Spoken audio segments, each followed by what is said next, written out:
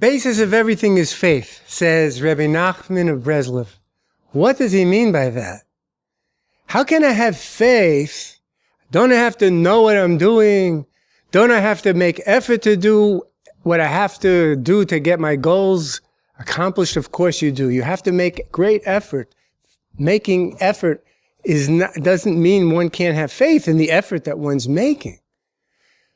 Faith means that we have to try, we have to work on ourselves, we have to work on our relationships, we have to be able to become better parents, we have to do every kind of action and activity that is necessary to grow and become a better people.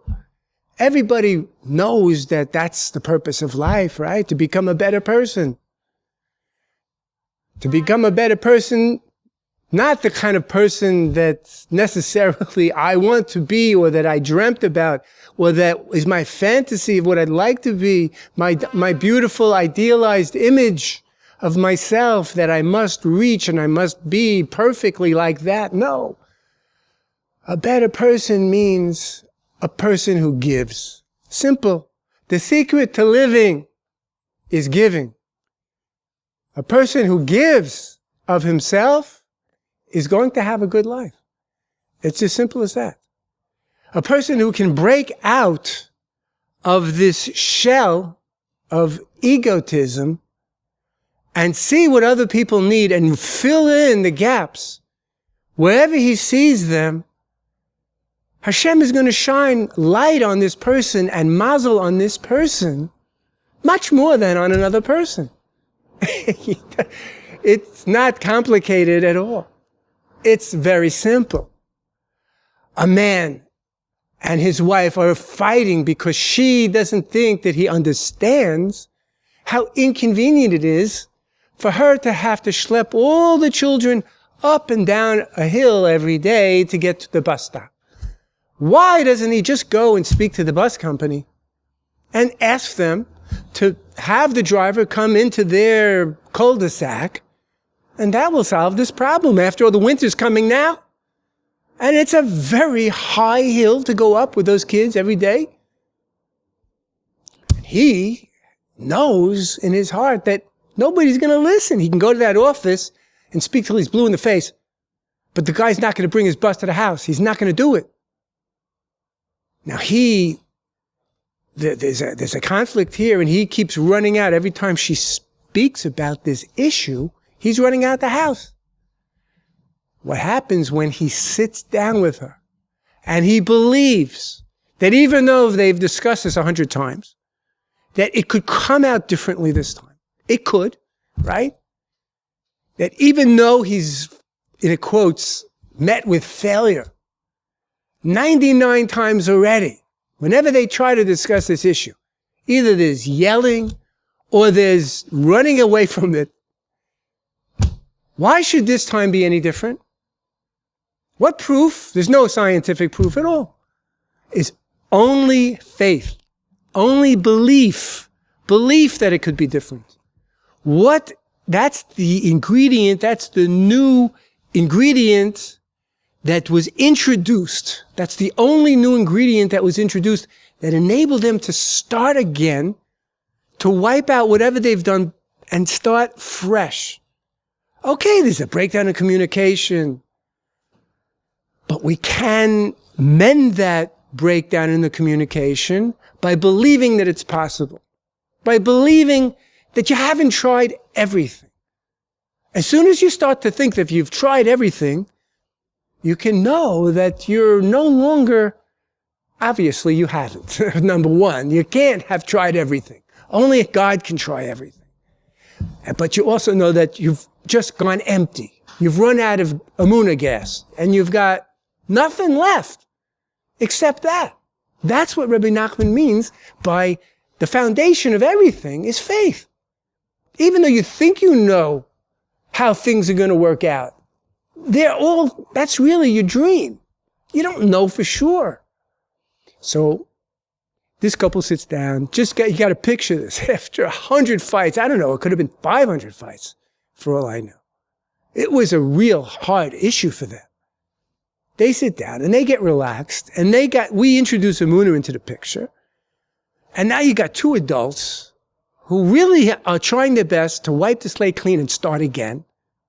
And they're breathing differently, and they're looking into each other's eyes. And they're more at ease, and they're not jumping at the bit. They're just ready to hear each other. Not necessarily agree with each other, but ready to hear each other. And to show that they understand each other. And that's all it took. I can tell you that nothing was resolved, and yet everything was resolved. Nothing was resolved in the fact that he didn't go to the president of the bus company the way she had been demanding 100 times before. And yet she was relaxed and felt okay about this conversation and felt she had a connection with her loving husband. Why? Simply because he believed that this time she could hear him. He believed more in himself, that he could slow down and that he could take it easy and that maybe he was going to hear something different that he hadn't heard before.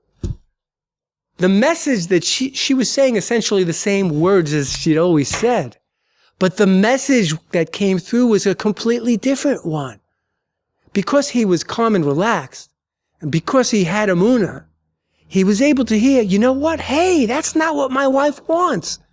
My wife doesn't necessarily want me exactly to do this. It's not that she wants me to exactly and only go and speak to this man. No, that's just what she's been saying all these times. What my wife really wants is for me to sit quietly and calmly and show her that I can give myself to this process and try to understand her better. And that giving of his attention and his understanding and just listening to her, that's all he had to do. Zehu. And that was the resolution that set the stage now, thank God, for them to talk about other things, to sit and talk and communicate about other important matters. And right away, right after they make a resolution, people feel good, right? You feel good when when you see that with faith, you're able to do something that you couldn't do before. So now what happens? What happens is they start talking right away about a mitzvah, a good deed that they want to do together. They want to help. They want to help a neighbor. They want to help a neighbor with one of their kids. They want to know how, they're using their time to discuss how they can best help somebody else. The secret to living is giving. As soon as you've received, the natural thing that a person wants to do is give back. It's the most natural thing. It happens all the time. As soon as you receive something, as soon as you get something of value, you're so grateful for it. You feel so happy that you want to give it back to somebody else in some form. You want to give it. You want to just express it. You want to let it out. Sometimes you just have to go with that, You don't know exactly what's going to happen because it takes faith to give. When you give, you don't know if you're going to receive back for sure. When you give, you don't know if what you're giving to another person is going to be accepted. It might be rejected. It might be made fun of. It might be belittled or devalued. Oh boy, nobody likes that feeling. You do somebody a favor and they say, what do you really want from me? What are you really looking for? Oh boy, that's the last time I'll do that person a favor. What are you looking for? What's in it for you? Well, nothing. I just want to help you. Oh wow. So what is the message? We look at that point when there's a seeming breakdown. Okay, it doesn't go according to the book. doesn't go according to what you want it to happen. What's the message from Hashem? What does Hashem say? Hashem says, look, this is a way that you can get stronger. This is a way that you can become a better person. This is a way, and the only way right now, that you're going to go up a level. Either you're going to go up a level or down a level now. It's a test. Tests are either pass or fail. That's spiritual tests. Or all pass, fail tests. If I don't pass, it means I failed. Okay, I'm going to get another chance. Hashem gives millions of chances. You can keep trying and eventually you'll get it. But if you want to pass now, you stop and you wonder, what is Hashem telling me? What do I got to do now? It might be something that makes absolutely no sense at all. No sense at all. What does Hashem want me to do now? You know, you knock on somebody's door and it's 4 o'clock and you know the office closes at 4 o'clock. The secretary opens the door. She says, I'm sorry, can't help you now, we're closed. She slams the door in your face. You knock again, she opens the door. Same cold, cold heart. No. Third time, she opens the door and you just start to give her, you bless her that she should have a long and healthy life. You bless her that she should have peace in her home, that she should have pride from her children, that she should have good health, that she should be close to Hashem, she should have emunah sholema, everything good. And she's looking at you like, what's going on here? What's going on here? And a second later, she opens the door and says, all right, come on in. You got to make this fast. It's got to be really, really fast because I got to go home now. You come in, you get what you need. Now, how did you get it? You believed. First of all, you believed in yourself because you put in a certain amount of hishtadlus, a certain amount of effort.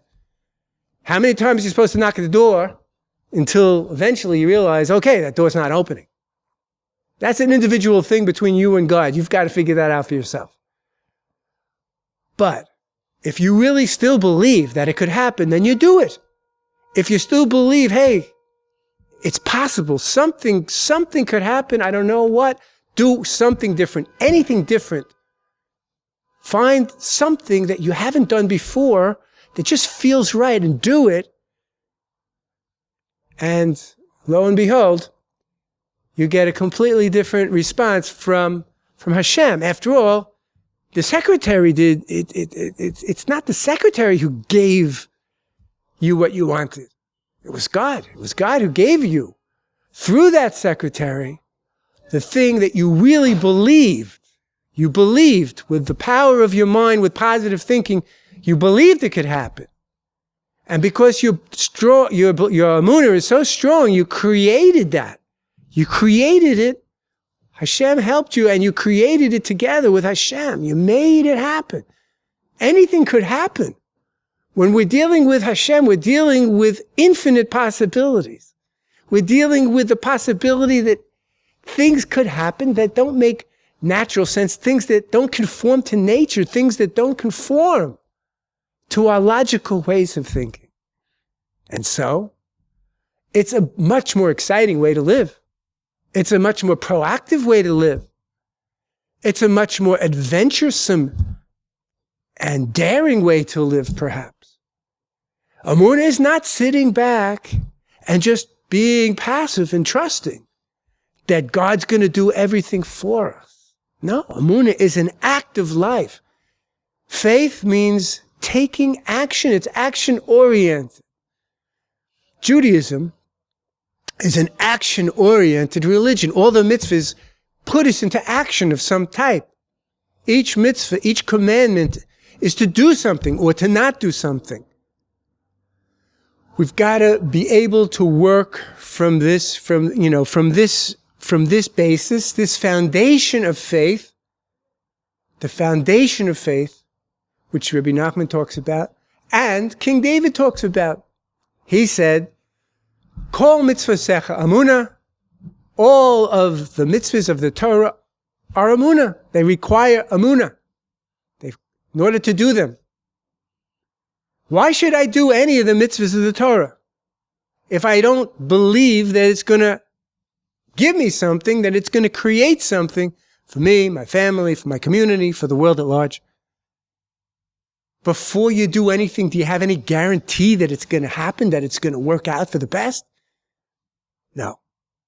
And as we see from our own personal experiences, our own daily lives, oftentimes it doesn't work out the first time, the second time, or even any time.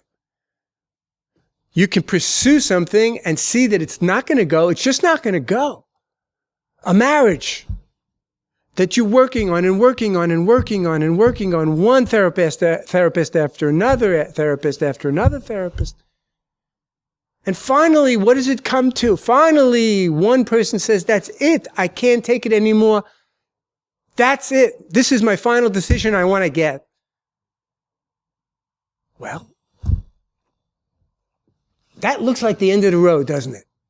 That looks like it's cause for great despair, great hardship, depression, years of psychotherapy, maybe even medication. That person didn't stop and wonder, what is the message from God? What is God telling you? Okay, this is over. This marriage is finished. It was meant to go from here to here, and now the time has elapsed. It was beshert, perhaps, from here to here, but now it's not beshert anymore. It was deemed in heaven. That was what was supposed to be. That whatever had to be fixed took place during this time, and that was it. That was the time that was given for that. And the decree was that it should end. It's not a pleasant thing. It's not. But if you look at it with Emunah, you see that there's things going on that we don't understand. We believe that things are going on that we don't understand. We know that things are going on and that we're not making all the decisions here and we don't know the reason for anything. So a person reaches that point. How do you proceed with faith from there? When you have that impasse, how do you proceed? You have to proceed by coming to see that if this is happening, if this is so final, if this is what the decision it was and is in heaven, then it's for the best. Then it's something that has to be. Don't fight with it. Don't tire yourself out and give yourself more stress and pain than the actual situation is causing, because the situation is painful enough. Look at it now with Emunah, and you'll be able to soon see that Hashem has a plan for you. He has a better plan for you to take you in a better direction, a direction with another person, another relationship that's going to be better for you. It's going to be better for you than that one was. And if you have Emunah, if you have faith, it's going to happen probably faster. The main thing is that we learn with Emunah that we can become more accepting of situations that we don't like. We have to become attuned to quickly switching into that Emunah gear where we say, okay, I don't like this, but it's the will of Hashem, so I got to work with it. I've got to get acclimated to it. I got to accept it. I got to flow with it. I got to see somehow how the wisdom of Hashem is greater than me, and I know it's going to take me somewhere that I can't see yet, but it's going to take me somewhere. And then you just get on that canoe and you just ride down the river and see where the rapids take you. You see, you're in for the ride. You're showing Hashem. You're in for the ride. You're a passenger. You're a willing passenger on a voyage where you don't know the destination, Hashem says, wow, you're going to do that? You're going to get in a boat and you not know where I'm taking you? Okay, I'm going to take you some. Now I'm going to show you where you're going. I'm going to show you what a good place I'm taking you to. Like when Abraham was told by God, go out from this place. Go out of your father's house. Go out of this land where you were raised to serve idols. And I'm going to show you another place, another land, much better. He didn't say it would be much better. He just said, I'll show you another land. Abraham went with blind faith, left his family, left his hometown, went with the promises that God made. And he found himself, he found his identity, he found his true purpose to be the father of the Jewish people. So, we have to realize that faith, how does faith work? I mean, why does it, having faith in God work? Well, because when you have faith, you're connecting yourself to God. God sees your thoughts. God sees your beliefs. If you believe in Him, if you believe that He's good, you believe that He wants to do good to you and He will do good to you. If you believe that He can change your identity, He can change your life, He can open up possibilities for you that you're not able to open up for yourself, He'll make it so. He'll make it so. Our job is to just believe and to use our thoughts creatively and to focus our thoughts in a positive, hopeful, and faithful way, no matter what the circumstances of life are, no matter how many things happen that we don't like. Because there's going to always be things that you don't like. Every day there's things that happen that you don't like. Most of the suffering that we have, though, is not from those things. Most of the suffering that we have, the pain that we go through, the reason why so many people go to psychotherapy today is because of what they're thinking about those things. Because those things are not what they want. Because they're fighting against it. They're fighting against the currents. And they're wasting energy. They're wasting energy. A person can have pain and suffering. Pain might be, we would say, something you have to have. There's a certain a certain amount of pain that everyone has to experience on a daily basis, a weekly basis, over a period of years and a lifetime. But then there's suffering. The suffering is something that's unnecessary. It's just what we add on to the pain with our own thinking, negative thinking, and our own lack of faith. If we don't have faith, we're going to go right into negative thinking because there's nowhere else to go. Without faith means that you don't believe in goodness. You don't believe in good. You don't believe there's a force of good in the world that you can tap into that's going to help you. As soon as you start believing in good, then all you've got is not good. And that not good can just creep right into a person's mind in no time. In no time. As soon as a person loses faith, a person loses connection with that force of good in the world that we call God. Evil can take that person over and the person can drop down to the level of becoming a terrorist. Human being can become a murderer overnight. Usually it's not overnight, it takes time. But one thing after another, the more time the person's severed from good, severed from holy, severed from belief, severed from an understanding that you have greatness in you, you have goodness in you that you can use to be able to reach your goals and to be a better person.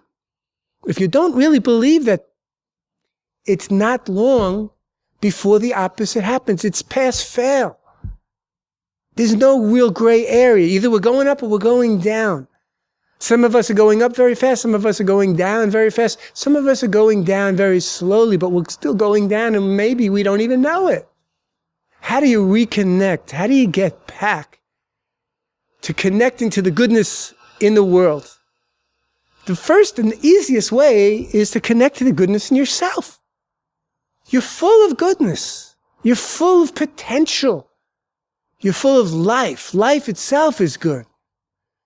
If you realize that if you feel grateful and you express your gratitude and you write down every morning all of the things you're grateful for, and that you're alive, that you can breathe, that you can see, that you can hear, that you can move, right there, you're going to start to feel good about you, good about the fact that you're alive and you have potential now to do something with your life. As long as you're alive, you have potential. Isn't that good? If that isn't good, I don't know what is. I don't know what is. Because even if you had something that was great, it was absolutely the best, you have something that's the best, but you have no more potential, well, after a while, that thing is not going to be so good. It's not going to be good because how are you going to keep it good? If it has no potential, you're not going to work on it. You're not going to keep it good. It's going to go down. It's going to rust. It's going to rot. It's going to atrophy. We need potential. That's all we need. We don't need great results. We just need to feel that we have the potential to become better people. We have the potential to have better lives. You can have a better life. A person can lose everything. I've seen people lose marriages, lose businesses, lose their children, all in a very short span of time.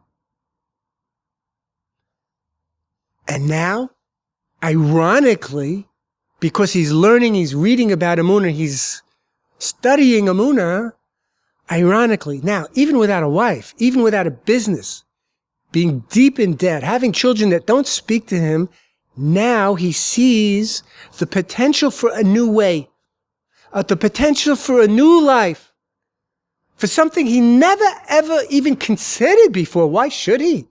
He was rolling at the top of life. He had everything, in quotes. He had nothing, but he felt he had everything. Now he knows that he could have a different kind of a life, and he's working on it, and he's believing in, maybe he can, look, there might be something that he can salvage. He's going to try and salvage his marriage. He's going to try and build back his business. He's going to try, of course, to make a rapprochement, a meeting of the minds with his children. But even if he can't, he can build a new life. And he has begun to build a new life. It's not easy. He's in a different location. He's not with the type of people that he grew up with. He's learning a new language. He's making all new friends. In some ways, he's starting again. In many ways, he's starting again. And yet, in other ways, he's bringing all of his experience to this new situation. And that's why he's building a new life quickly. He's getting a new life quickly. He's already working on going to college. He's working on getting his driver's license. He's making new friends. He's starting to exercise. He's moving to a better apartment. He's starting to save money. Yeah. He's going to get a better job soon. All these things could be easily passed over. If the person's just looking at what God took away from you, if you're just looking at what you perceive as a failure, which is just feedback to do something else, that this assignment has ended, this mission's over, now you got a new mission. If you look at it like that, anything could happen. Any miracle could happen. I've seen people reunited after such things. I've seen people that were divorced 2 times get back together and get married and be very happily married after 2 divorces. Who would do such a thing? Who would even attempt such a thing? Only people that believe. Only people that believe. Now, it might not be right for everybody, but in their case it was. People who believe send an immediate command to their nervous system to feel good, to feel hopeful, to have positive energy flowing through their bloodstream. Positive energy, positive, hopeful energy. People that believe are sending a positive message to the world. They're changing the world with their beliefs. The power of their beliefs are changing other people's opinions about them. The power of their beliefs are opening up new opportunities for them. The power of their beliefs are changing their mazel. You know, it's a teaching in the Talmud that a Jewish person is above mazel. Mazel has to do with the mazolos, with the stars. A Jewish person's above the stars. A person who believes is above the stars, way above. He's not bound by destiny. He's free to create his own destiny. If that's not potential, what is? I don't know. I don't know how much more potential you could have. You've got an open field. The universe is your backyard. You can do whatever you want. It all starts with your thoughts. It all starts with what you believe is possible. When you're working with Hashem, when you're close and you're connected with Hashem, anything is possible. Is that not more an exciting way of living than thinking you have to know everything and being careful and, with everything you do and having to worry and all the responsibility is on you, all the onus is on you. And if you pass, it's because you are a great hero. And if you fail, then it's also because you are a wretched failure. Wow. Well, that's the kind of life I used to live, and that's the kind of life I refuse to live anymore because I have found something so much more satisfying, so much more interesting.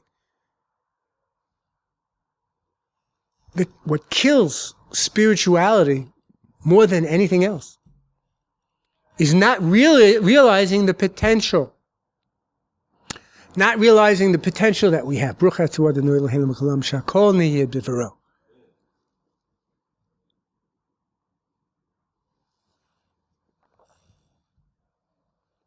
Hashem imbues every one of you with infinite potential. He puts himself into you. Even a little bit of Hashem. Can you imagine how much potential that is if you have a spark of him? Is that not enough to build from that an unimaginable wealth, an unimaginable success, an unimaginable heaven on earth of a life of meaning, a life of purpose, a life where you can use all of the strengths and all of the abilities that you have and not be afraid of your strengths, not be afraid to be who you really are. If you believe that Hashem is in you, you have this little microchip of Hashem in your brain, and that it's activated and you're alive, and so it's there and it's ready and it's waiting, and you tap into it and believe now with faith that it's there, then you're going to start thinking there's really almost nothing that you can't try. There's almost nothing that you can't do there's no end to the number of choices and different types of things that you can try and do to expand and to break out of the box that you've been living in and see a better way, experience a better way. Better relationships, more friends, more self-esteem, less inhibition, less fear, less anxiety, less depression.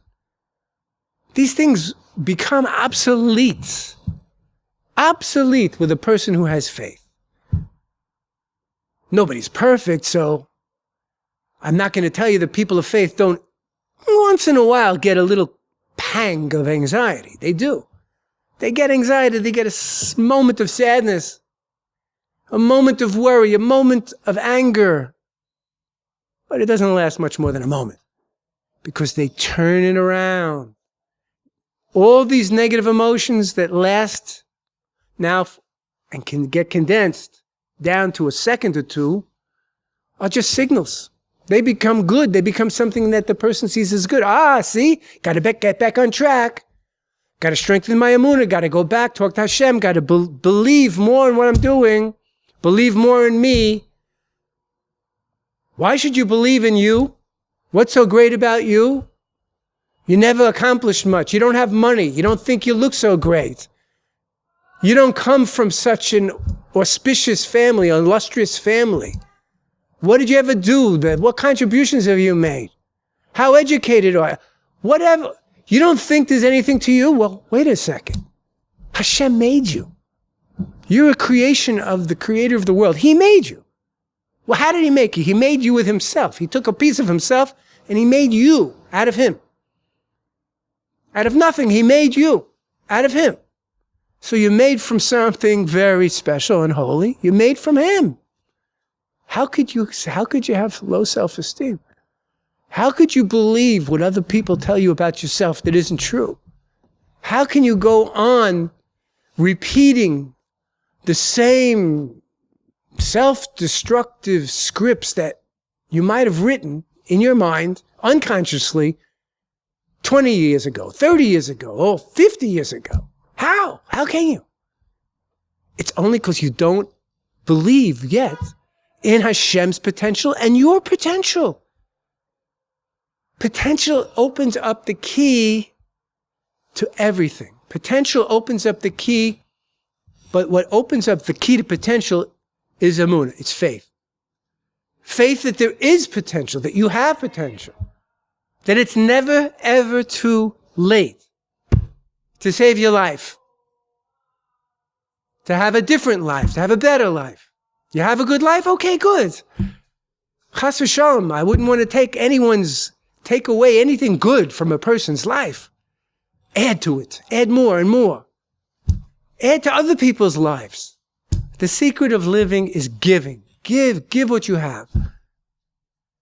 Somebody that's found God, somebody that's found emunah, somebody that is now truly happy, giving, vibrant, and vital person.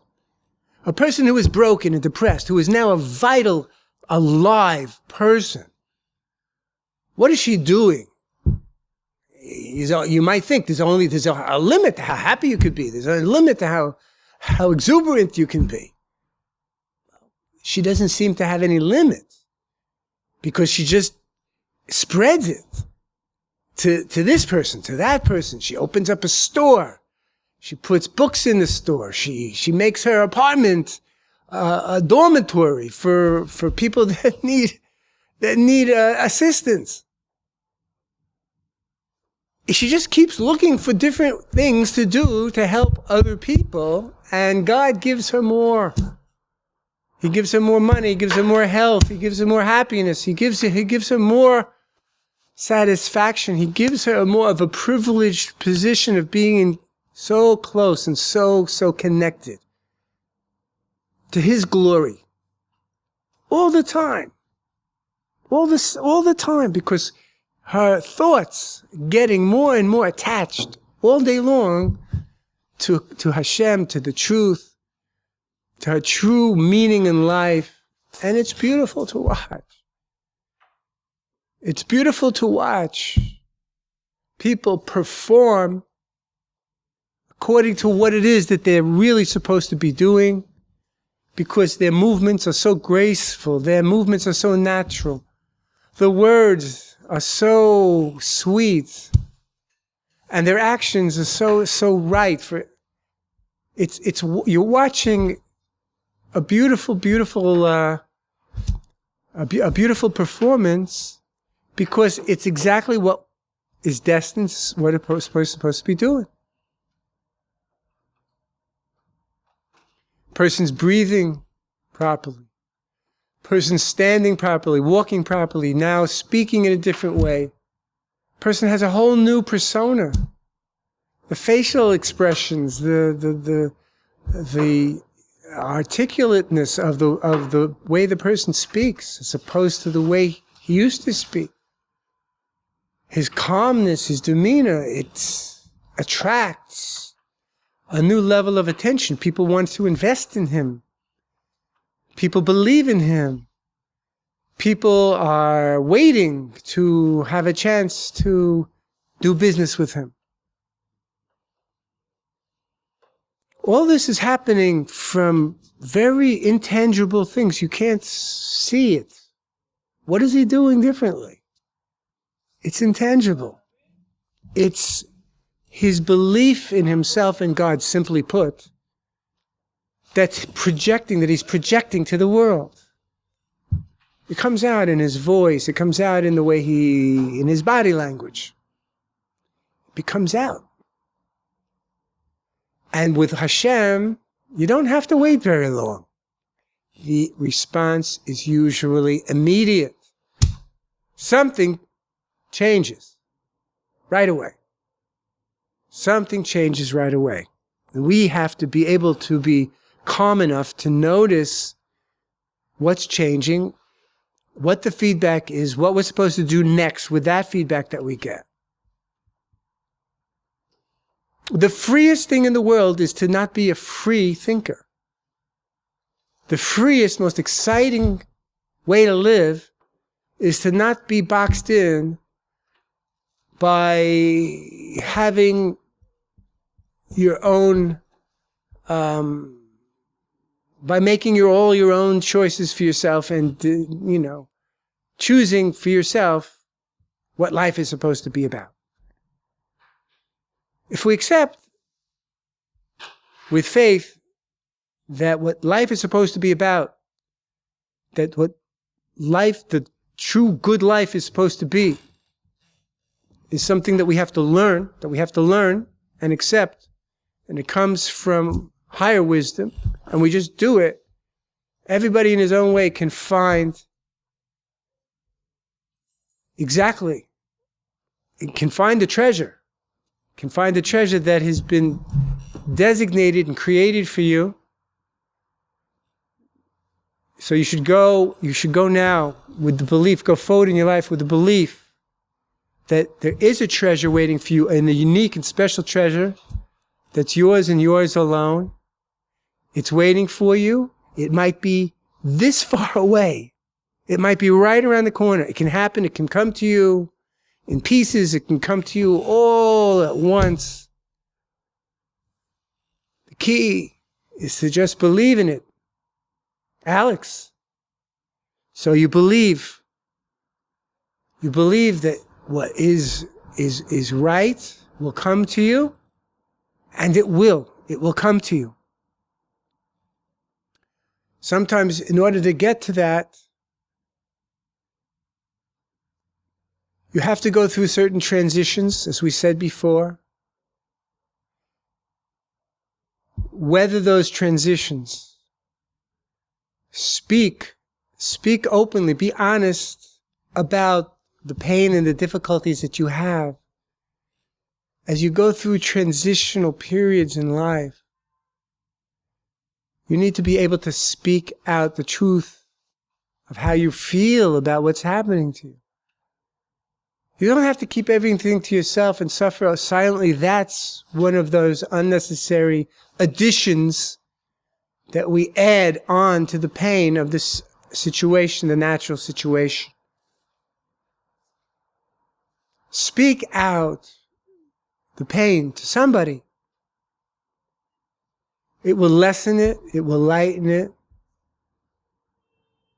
And speak it out from a position of faith. Speak it out with somebody that can help you to know that with faith, it is only a transition. It's only one of those turning points in life. It's only one of those times where you're about to go in a better direction. A more mazel dika direction for you, a more hatzlacha dika, successful direction for you. And that it's going to make you happier. You don't know yet how or why This is good for you. But speak to somebody who can help you to see with patience how this is good for you. It takes a lot of patience. Patience is probably the closest thing to emunah. Patience is probably the emotion that is most closely connected with emunah. You got to have a lot of patience to have faith. Faith and patience go together. Patience and faith go together. That's why my young friend was able to hear in his wife's complaint about him something new and different that he never heard before, because he had the patience to sit down and listen to her again for, I don't know, maybe the 100th time. But this time, he got it. And he realized that what she was asking for, what she was demanding from him, what he felt that he was compelled to do, otherwise he would be a failure and that he would never be able to make her happy, that wasn't it. She didn't need that exactly. But words are like these smoking mirrors, you know? We get caught up in words. When we don't have faith, then we can't see in between the words. We can't see the real communications. We can't see what are the deeper needs that a person is trying to communicate to the other person that they don't have the words for. They haven't found the right words for. But when you have faith and when you relax and calm and you look at each other that way, the eyes speak, the face speaks. Hashem speaks through the body language. Hashem speaks. Hashem just gives you a free gift of understanding something you didn't understand before. And from that little bit of new insight, new understanding, you can take a whole ruin and build on it a beautiful palace, a whole new beautiful palace with gardens and chambers and balconies and everything a person could want in life. So, we should all be zeicher. We should all merit to do this. We have to go back to the basics. It's just not so hard. It just takes daily activity, daily routines. Read a few pages of a Emunah book every day, or you listen to a CD, or you have conversation with a friend, somebody that you know who's also looking to actualize his potential or her potential. And you work on it. You sit together with your wife or your husband and you learn together. It's so beautiful. He reads a little bit. She reads a little bit. Then they talk it over. It's so beautiful. But find the rituals. Go for walks. Find the rituals that work for you. Do something every day towards developing greater faith. You will then be able to activate your potential. You'll be able to know how to deal with the roadblocks and the difficulties that come up. And you'll find your treasure. You'll find your treasure here on earth. So may it be so, Kain Yehi Ratzon, and in the merit of us all doing that, we should meet together here soon in Yerushalayim, Ir HaKodesh, the holy city, and see with our own eyes the coming of the Messiah, the building of our holy temple, finally, speedily, permanently, in our days. Amen. See you next week.